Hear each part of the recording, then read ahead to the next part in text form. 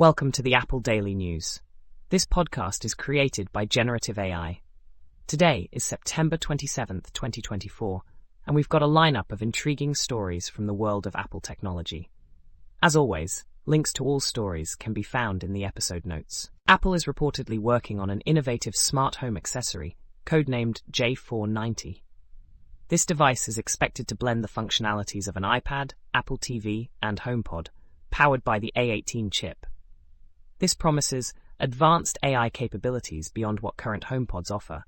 The device is rumored to feature a unique square display, diverging from the typical rectangular iPad design, although this is yet to be finalized.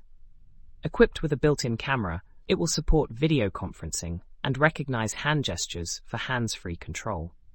Additionally, it will identify users for personalized interactions, similar to the HomePod's voice recognition. The home accessory will operate independently, running apps and playing media, while also serving as an AirPlay receiver. A customizable lock screen with various clock faces is anticipated, echoing recent Apple TV software updates. While the official name remains under wraps, Apple aims for a spring 2025 launch, though this timeline might shift.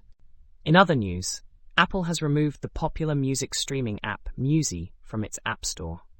This decision follows ongoing complaints from music industry groups like the International Federation of the Phonographic Industry and the National Music Publishers Association.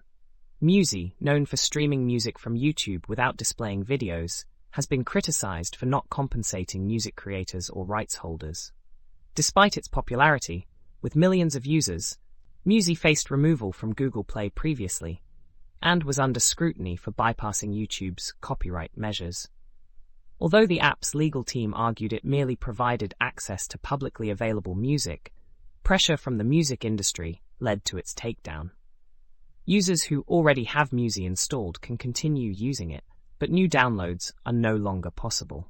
Musi's creators are committed to addressing these issues and are exploring options for a potential return, though no timeline has been provided. Discussions about a possible lawsuit against the takedown are ongoing, with concerns about the risks involved. Apple has rolled out a new firmware update for the AirPods Pro 2, increasing the build number from 7A302 to 7A305. This update follows a previous one just a week ago and comes 2 weeks after iOS 18's release, which introduced new features for AirPods users, including voice isolation and personalized volume improvements. Apple hasn't provided specific release notes for this latest update. To check the firmware version of AirPods, users can go to Bluetooth settings on their iPhone and tap the I next to their AirPods. Firmware updates are delivered automatically while the AirPods are charging and within Bluetooth range of a connected iPhone, iPad, or Mac that is connected to Wi-Fi. For more details, users can refer to Apple's official support page. Apple's new check-in feature, introduced with iOS 17, has left many users puzzled and frustrated. This feature prompts users to share their location with contacts, but the suggestions often include unexpected individuals such as ex-partners, casual acquaintances, and even deceased relatives.